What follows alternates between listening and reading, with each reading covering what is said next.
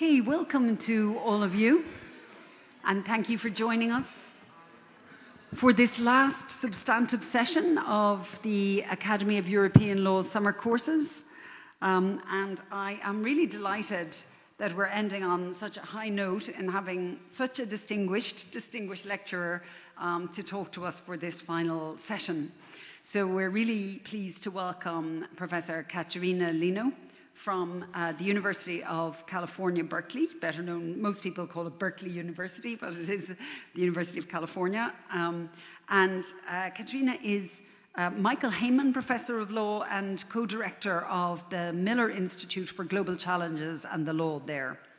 And she is a really impressively wide-ranging scholar.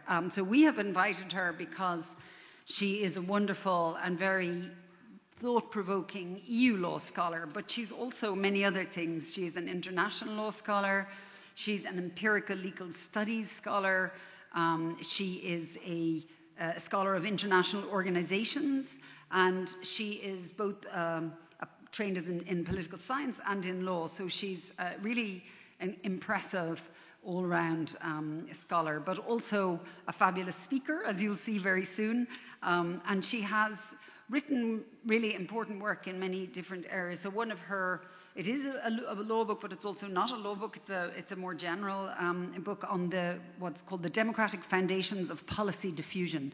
So how lessons spread, how policies and laws and reforms spread around the world, why they get picked up and don't, and what are the conditions under which they do. So that's maybe one of her early and most cited works, but I encourage all of you to look at many of her other works as well, including a piece on digital refuge that brings together both of the themes you've been looking at in the general course and in the specialized courses over the last couple of weeks. So digitalization and data, on the one hand, data law, but on the other hand, issues of refugee protection, management, and so on. And she's written some really, and done some very important empirical work on this in Greece and elsewhere. She's also written, as I mentioned, on methods, including empirical legal studies, but also beyond that. And she's written also on the topic that she'll be addressing for us today, which is on how international organizations respond to crisis. And she'll be focusing particularly on the European Union today, on learning from crisis is the title, as you can see from the slide.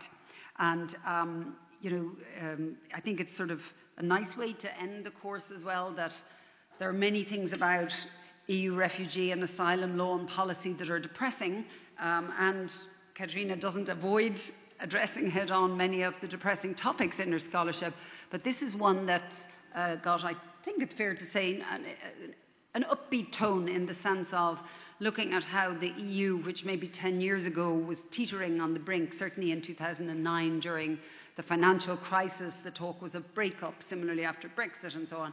And she's going to take a look at how the EU has not just weathered storms, but actually reshaped itself and reshaped many of its policies and institutions and laws and so on to address that. So I've spoken for long enough. I'm delighted to welcome Katerina to address us. Thank you.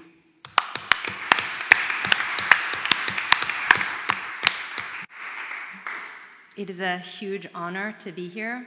I was a student at the Academy back in 2002, so coming back to talk to a new class is amazing.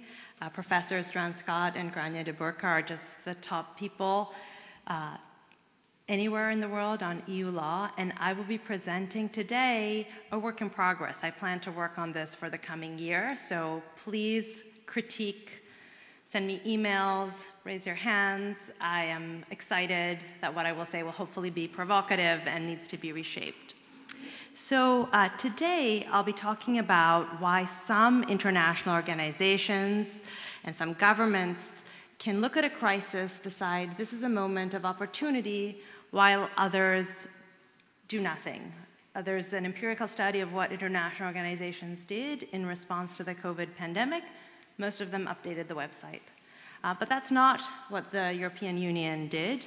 The specific version of the question I'll be asking is why the European Union, that was in crisis because of Brexit, because of the financial crisis that Professor de Berkeley mentioned, because of the refugee crisis in 2015, didn't have those crises after COVID. To me, this is very puzzling. When you look at the financial numbers, for example, what triggered the financial crisis was the spread in the stocks of Italian and German debt. We saw that exactly as COVID began, as governments started closing borders, imposing lockdowns, paying out unemployment benefits. Like there was an opportunity there to have a repeat of that crisis, and yet you haven't heard of the financial crisis of 2021 because it didn't happen.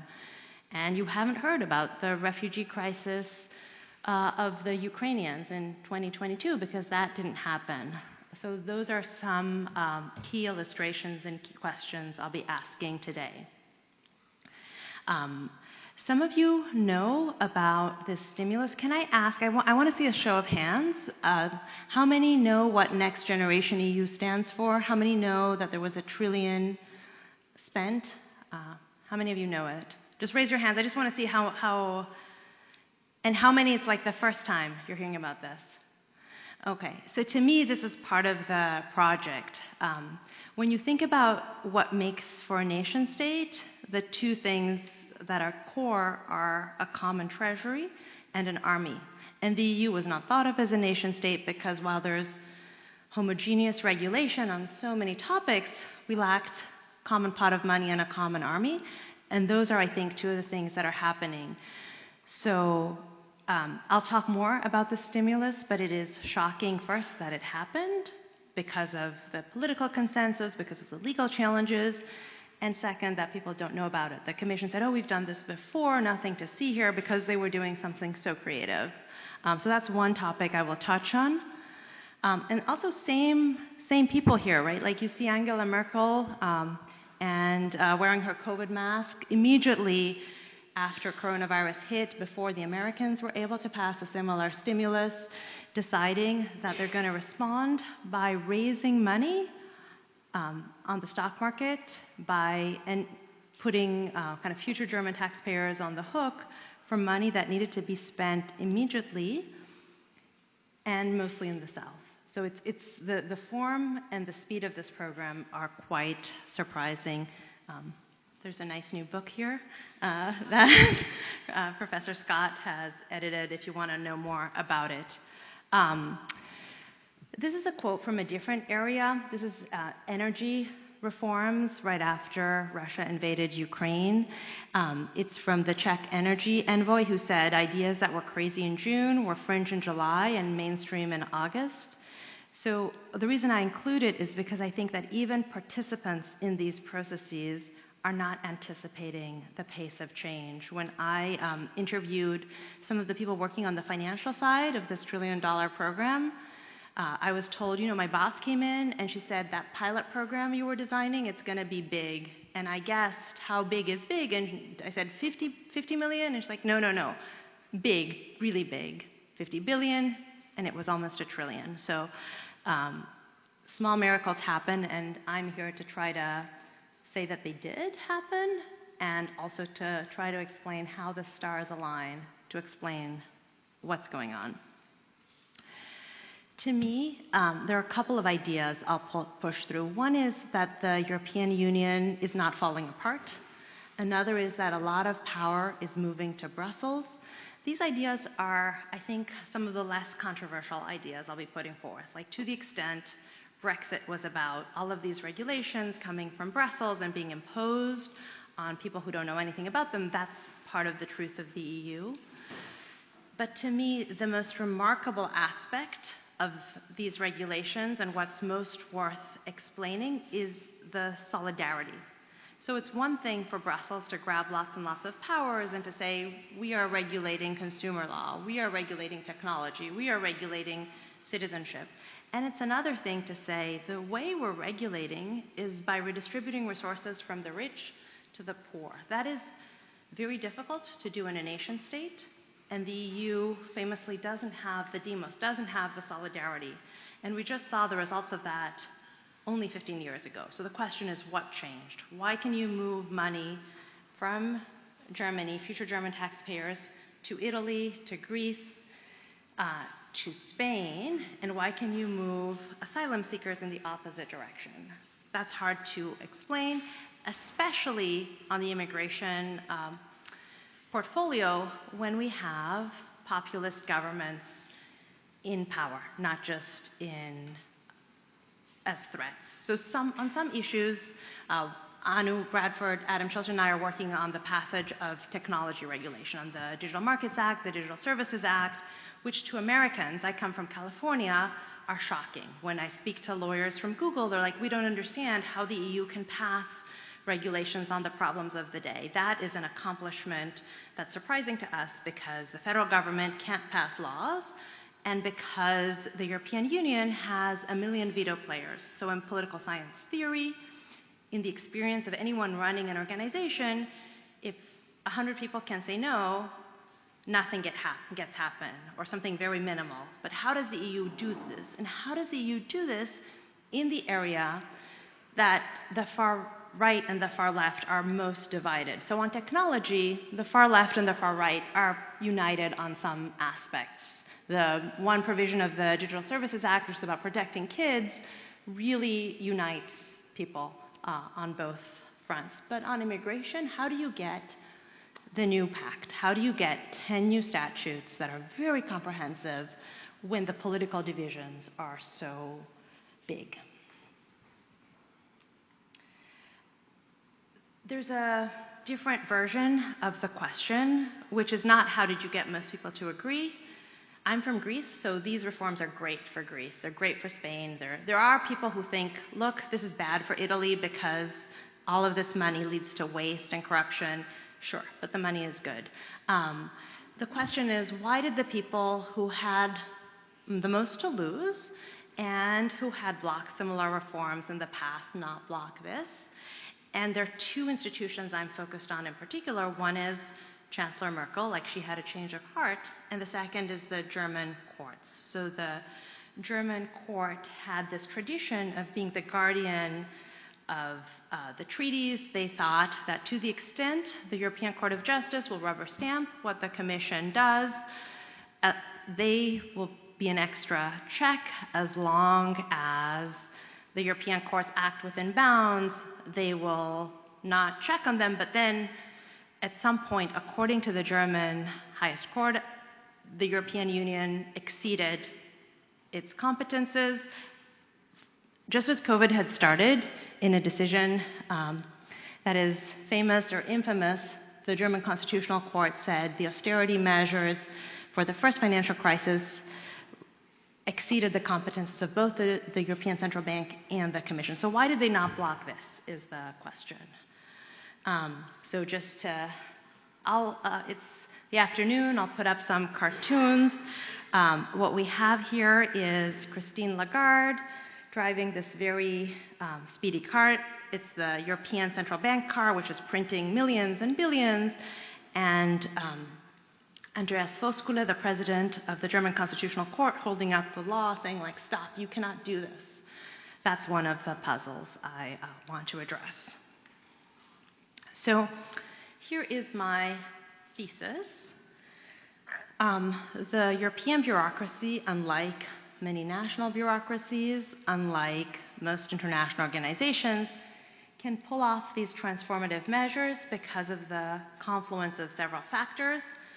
One is, as all of you know, they have extraordinary legal powers. Of course, they're entrusted with enforcement, but that's typical of bureaucracies. What's highly unusual is the fact that they set the agenda rather than the political branches, rather than having Parliament do the first draft of rules. A second theme that I have not seen discussed, I was discussing with Professor de Bork, and please email me on this because I haven't seen as much literature on this, is geography. So after World War II, it wasn't possible to put the European institutions in Berlin or Rome or Paris. So the European institutions are in Brussels or Strasbourg or Luxembourg, and the people go there, loving the EU to begin with, socializing with one another. not necessarily responsive to the farmers, to the lobbyists, to the civil society that would be protesting on their door and telling them their ideas are crazy if they were in a national capital. So Brussels now has more lobbyists per capita than Washington, D.C., but again, when talking, these are all, what they're lobbying on, the 4 of the 10 most lobbied statutes are technology. The tech companies say we've never wasted so much money on lobbying. Like, we don't understand why we're not having the success we see in other jurisdictions, and I think geography is part of it.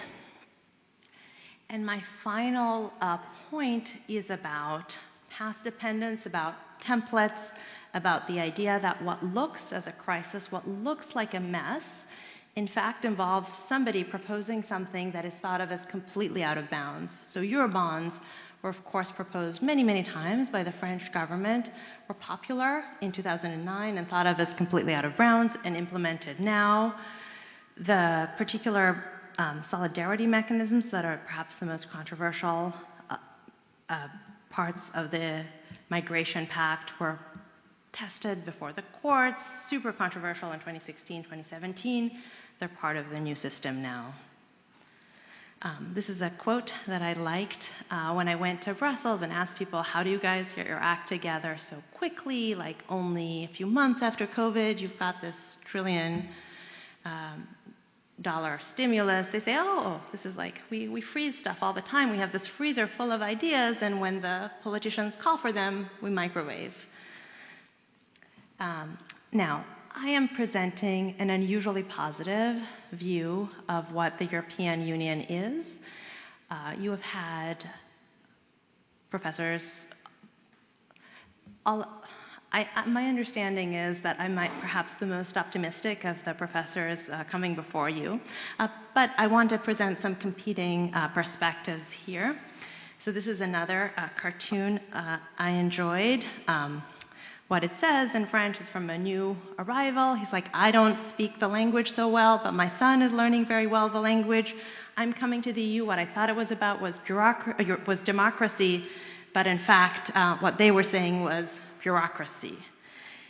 Another excellent speaker who puts things in very succinct and catchy ways is Hungary's Viktor Orban. So the way he sees the EU bureaucracy is as no different from communist rule. We had to dance to Moscow's tune back in the day, but if Brussels whistles, we dance as we like, and we won't if we don't want to. The conditionality procedure is something you probably know a lot about. He analogizes that to comrade training under a different regime, and he says, look, these days tanks aren't rolling in from the east, but dollars are rolling in from the west. They're going to the same people. Part of what happens, along with the big stimulus, Next Generation EU, is conditionality, is rule of law, that the money will not go to Hungary unless key reforms are implemented, and suddenly we're talking about amounts that are likely to move the needle. Now, I'm very, very positive on the EU in particular, rather than on international organizations. But I wanted to situate this in an academic debate that begins with Max Weber and bureaucracies and the idea that the Prussian army, which was the bureaucracy he was looking at, was pretty amazing, but also had some negatives. About 30 years ago, there's this very famous international relations paper by Burnett and Finnemore, and says, look at what the IMF and the World Bank have done. They have taken the same idea, spread it around the world, and it really fails. They were saying, look, austerity is a great idea if you've got a country like Greece, which is overspending, but it's a terrible idea if you've got a country like South Korea, which is underspending. So there's this literature that criticizes international organizations for being bureaucratic in the following sense, and I'm responding to that literature.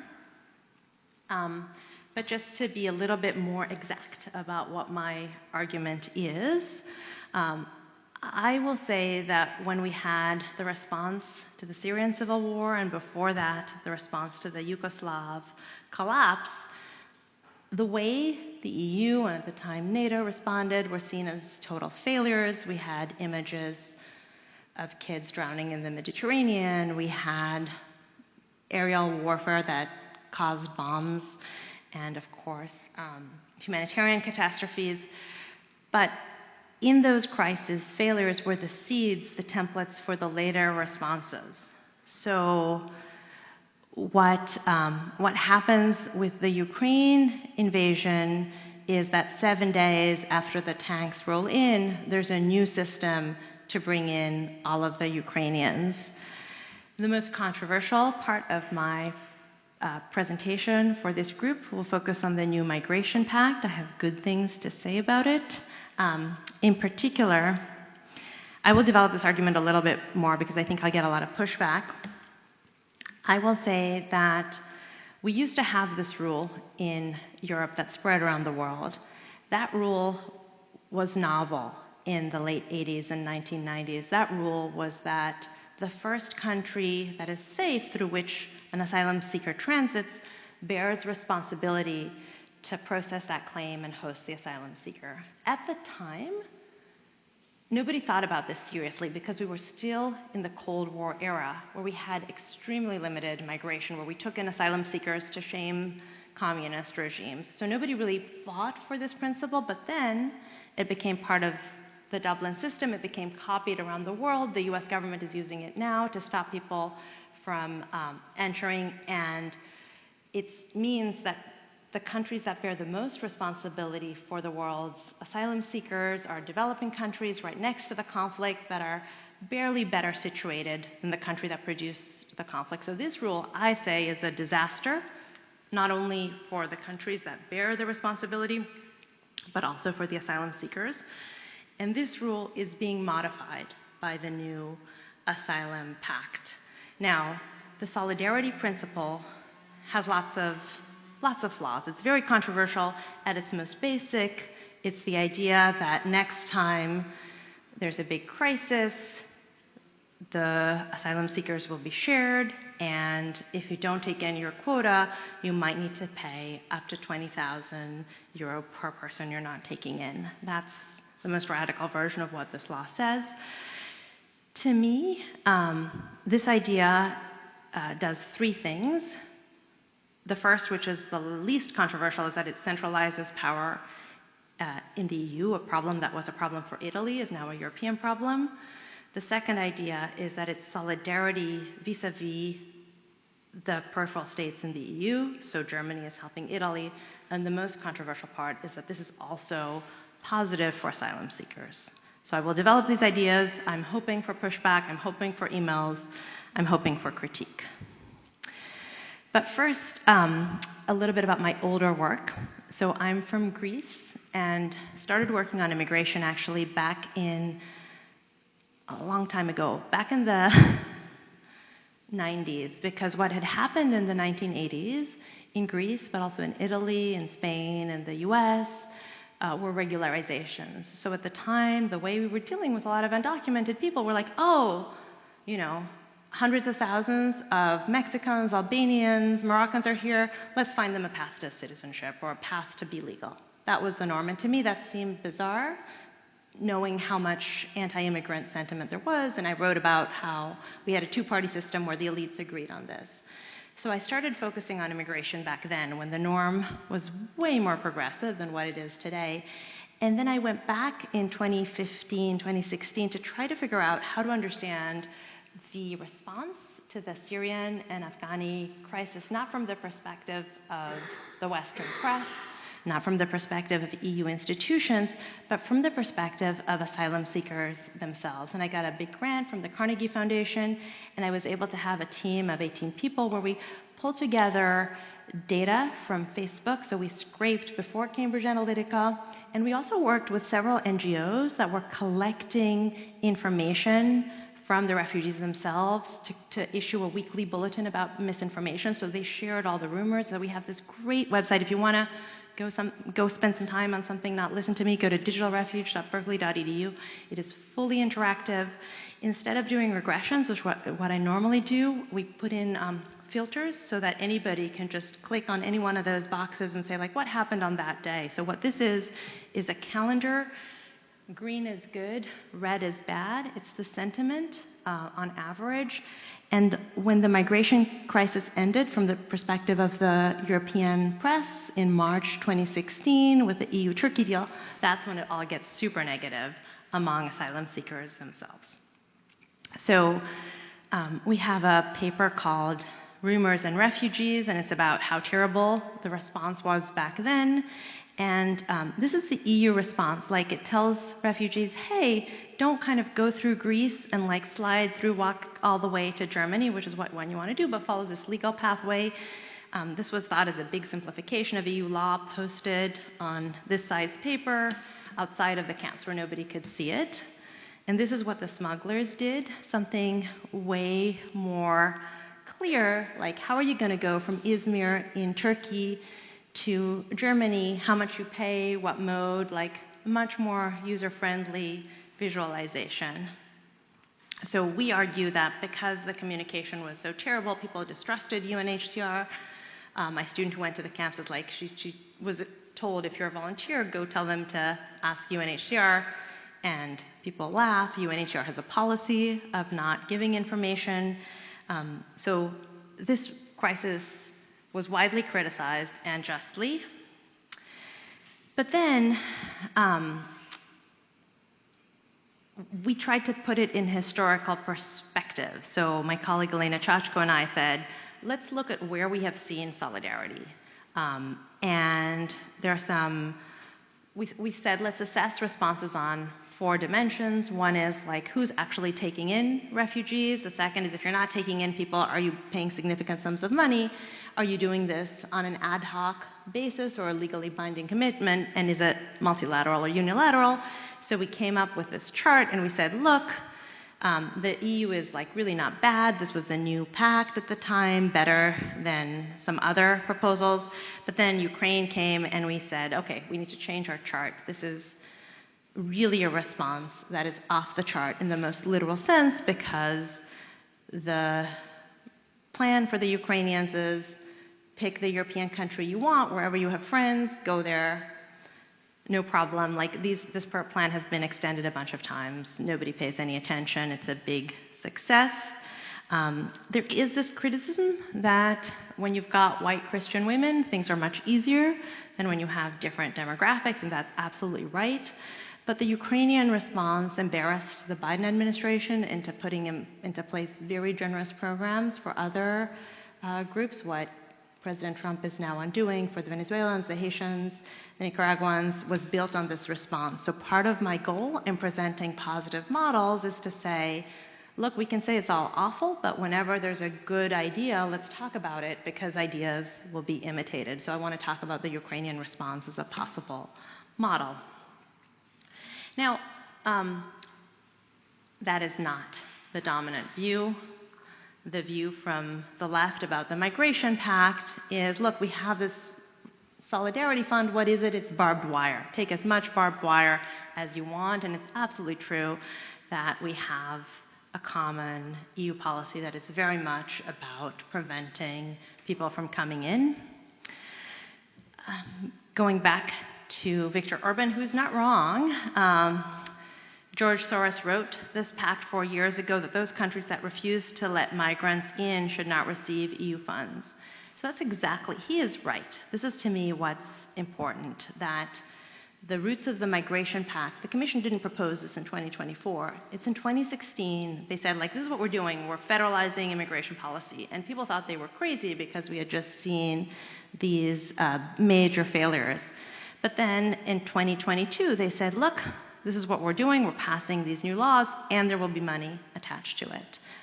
So this is a big deal. Pictured here are, who's pictured here? Can you recognize these women portrayed as witches? This is not a friendly cartoon. It looks like Ursula plus. Exactly. So The Migration Pact centralizing power to Brussels, I think, is well accepted. Even people who are very critical of this say, look, at least Ursula von der Leyen is saying this is a European problem, when 10 years ago it would have been a Spanish problem, it would have been an Italian problem. Now, it is not obvious why Giorgia Meloni and Viktor Orban are taking completely different positions. So to me, that's fascinating that you can say, I'm very much for Europe and I will get Europe's help, or I will try to reject all that Europe represents. But the idea that power is being centralized to Brussels, I think, is easy to establish. Some of the technical aspects in which this is done is through the use of quotas and formulas. So we have unified residency, duration of residence permits, quotas based on GDP and population size. So I heard a colleague criticize this as fisheries policies. Look, like we have quotas for how the catch will be, we'll do the same for humans. This is inhumane. I think this is brilliant, and it's done both in the migration policy and in the financial policy. So before Next Generation EU, the way you did the budget was you haggled, like we all come together and the Brits want a rebate and the people plead poverty. It was very much a political deal. The way the trillion is spent is through a formula with 3 variables that some European bureaucrat put in place, and it says, oh, high unemployment, you get lots of money. To me, the idea that you spend the money and take in the people on the basis of some objective 2-variable formula is a big movement in the progressive direction. Now, intra-EU solidarity to Italy is part of the pact. Before you had voluntary resettlement. Now you have some compulsory intra-EU responsibility sharing, which has lots of caveats, like you can meet your quota by deporting more people. There is some ambiguity as to how this will be implemented, and it's very controversial, but it's still solidarity. If I had to be very technical to point to the outward elements of solidarity, there are some parts of the Migration Pact that also reflect better treatment towards newcomers. For example, the definition of a minor now includes an older sibling taking care of a minor. We have more uniform minimum rights in employment and education, but that's not the main argument I want to make. It's not about the details of the new Migration Pact. It's about the idea that when you ask refugees where do you want to go, on Digital Refuge we have this map, they don't want to end up in Greece. That's not the dream destination, right? And in any case, a country that is lovely and suddenly has to host very large numbers of people might put them in a camp. That camp might start looking like a prison. Just the very conditions of the influx might need to be better addressed. And this is good for many parties involved. I think I've done the most controversial thing. I think Next Generation EU, most of you don't know about, but also I think it's a more straightforward argument. When we looked at the financial crisis of 2009, people from the left did not like it because it was austerity. People from the right did not like it because you gave money to these profligate government. Now, Next Generation EU, you've either never heard about it, or if you have heard about it, you love it. So the Draghi report, which is otherwise critical of overregulation, says what the EU has been doing well is finance. Take what they did on a one-off basis, make it annual, multiply it by 4, you're done. So that's a positive argument there. With Elena Kempf, a German colleague at MIT, we wrote about analogies to the Marshall Plan. So the Marshall Plan is beloved, not so much money, and a lot of that money was like you have to buy these particular goods that Americans want to export, but it's a big infusion over a short period of time going to the very same countries. I come from Greece, and Greece got the most money per capita both times, so we particularly like it. But what Next Generation does is it has conditionality. The conditions are spend it on climate, spend it on digital transformation, and spend it now. More critical view, future generations of German taxpayers, a dad holding his kids and saying, look, someday. This mountain of debt will be yours. And I'll spend a little bit of time talking about a paper Elena Kempf and I are writing about how this went through the German Constitutional Court. The German press was extremely critical of the decision of the German court to say that the ECB and Commission had exceeded their authority under the, in response to the first financial crisis. And when you present images of politicians or judges, usually you do kind of a portrait, but the images put to accompany all these critical articles were of the president of the German Constitutional Court kind of hiding behind his hat. I could do a little bit of law. I'll do a small amount of law to end. And then I'll tell a story. It is difficult to make the argument that this spending plan is constitutional. One of the main problems with it is the principle of conferral, that it's really hard to find an enumerated basis in the treaty text, and there's also a series of prohibitions, so it's a little tricky. So this is from the German decision, where the German judges hold their nose and let it go through with language like this: the treaties do not contain a specific competence that enables the EU to borrow. It cannot be ruled out completely. It cannot be said it constitutes a manifest violation. Under exceptional circumstances, it does not appear completely implausible. All this appears doubtful. It can't be clearly ruled out. Okay, this is the dissent. So my colleague Elena Chachko and I work with two Elenas, which is why I mentioned their last names, tried to find it. So Article 122, the legal services said, this is amazing. We can use it for all kinds of reasons. Emergency powers are kind of awesome. We wrote a paper saying they're not wrong. Emergency powers are great. Of course, they have a history of being used by authoritarian regimes. So the people who wrote critically of us were the libertarian Koch foundations. They said this idea is terrible, but we like to have them as enemies. We have some doctrinal work here. But to me, I want to come back to the fact that we had unprecedented solidarity that went through all these hurdles very, very quickly, and conclude by saying, what is this? What is generalizable? Maybe not much.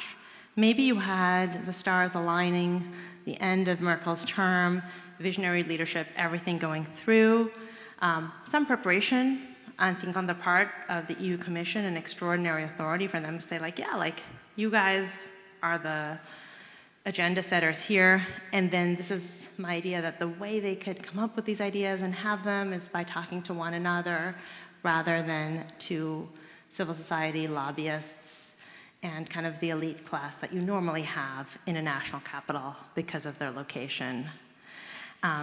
Now, I wrote a book, my only book. I want to write a second one on this topic, and it's about how models spread.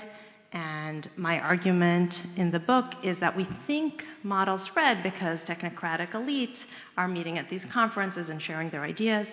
But in fact, for high salience policies, I was studying employment, National Health Service, maternity leave, you have politicians campaigning. And they're campaigning on the idea that you don't trust me because I'm a socialist, and you think maybe I don't know what I'm doing, and you think that I'm radical, but in fact, everyone else has done the same thing, and it's worked great. Let's be like Germany. So at the time in the 1980s, everyone said, let's be like Germany and Japan, even on policies like maternity leave, on which Germany and Japan were terrible. Now I think, kind of to the extent, a lot of people are turning to Europe. Grania and I were talking about how 50% of Canadians say they want to join the EU.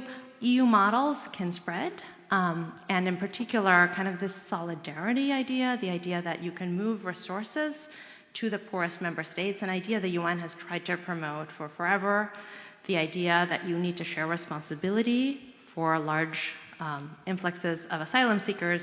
That can be a new EU model if we foreground it. My final slide, I have a podcast, and we're doing, with the help of Grania de Burca and Mark Pollack, a special series where we interview the men and women who are the judges on the Court of Justice. If you want to ask me about this, if you want to subscribe and give us 5 stars, you're going to find all of this. But it's a new and exciting project because we don't necessarily know a lot about the background of the individuals who are now the highest judges in the union. So I will stop there for questions and very much look forward to criticism.